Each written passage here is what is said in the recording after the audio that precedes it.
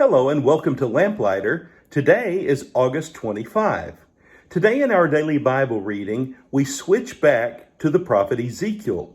And now as Ezekiel gives these prophecies that we read today, these are actual more immediate prophecies. We saw in yesterday's reading that Jeremiah was prophesying long term when the Messiah is coming and how things are going to be different at that time. But now as we turn the page to today's reading, Ezekiel is going to be giving some prophecies during the time that Jerusalem is under siege by the Babylonians, and these prophets will have more immediate fulfillment.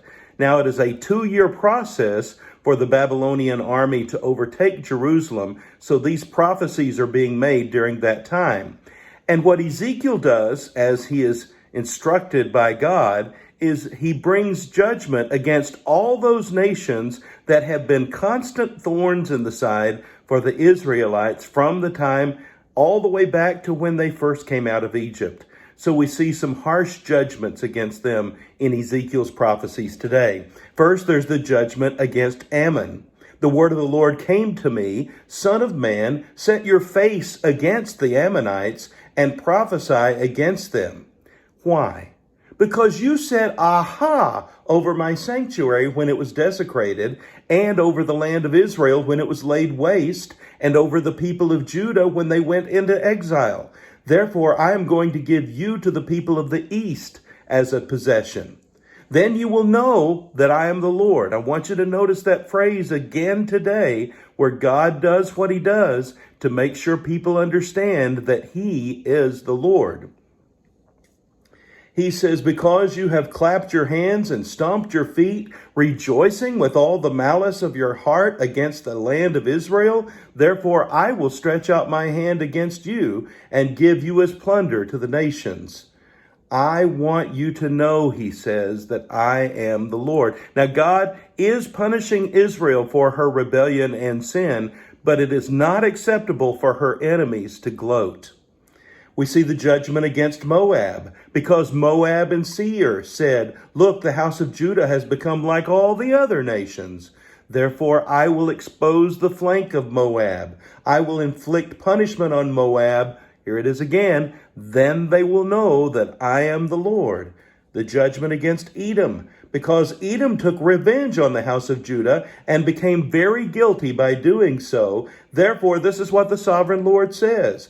I will stretch out my hand against Edom and kill its men with their animals. There is a judgment against Philistia.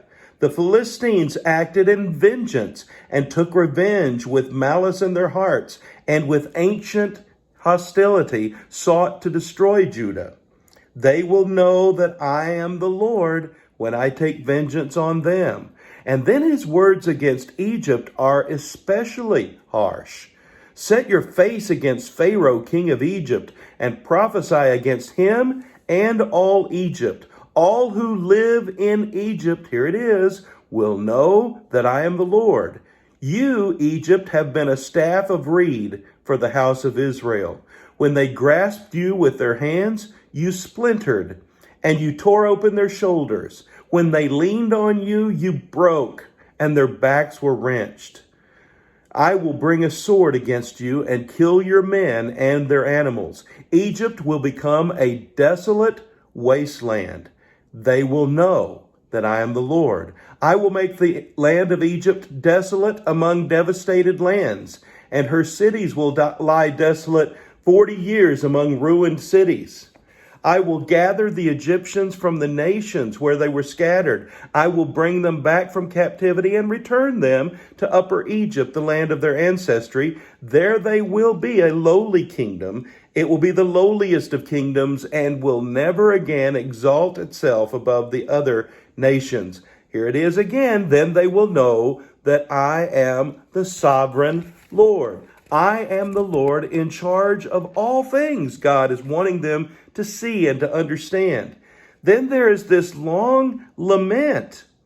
God himself is sorry for the way Egypt has acted. He is going to restore their fortunes as a nation, but they're going to be a lowly nation. And here are his words of lament that follow. And at the close of this lament, we read some powerful words.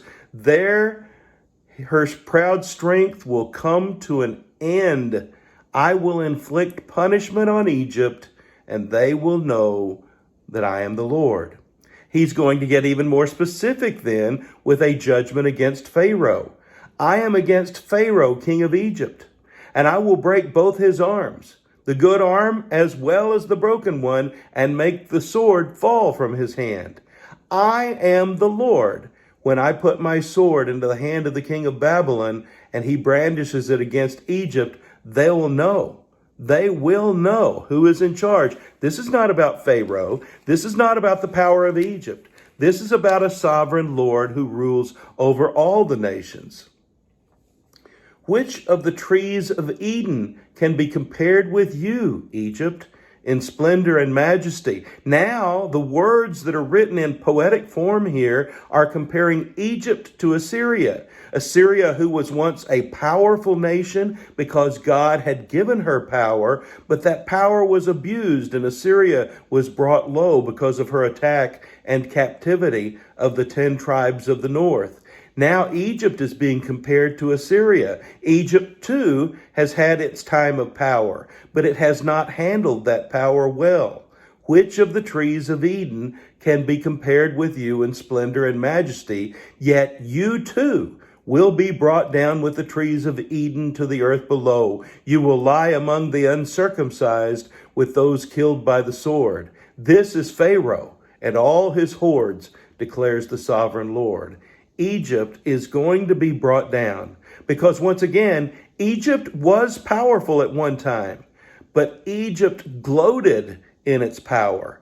Egypt thought all of this power was self-obtained. As a matter of fact, in today's reading at one point, we see where Pharaoh, the king of Egypt, is saying, "The Nile is mine. I am the one who created it." Well, obviously, that does not sit well with God, who is the sovereign God over all creation, who not only made the Nile, but made all of Egypt, made all of Assyria, made all of the world. And now he is coming in judgment against these nations who have failed to recognize that.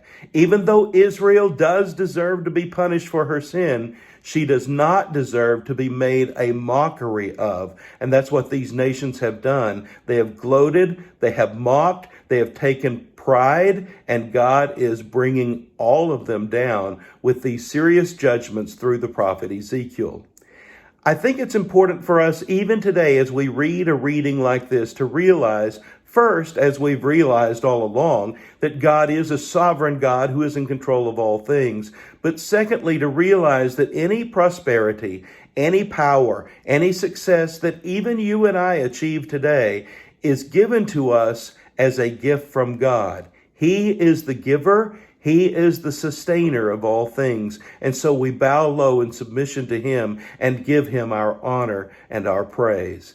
Isn't it great to be a lamplighter? His word is a lamp to our feet and a light to our path. I hope you have a blessed day.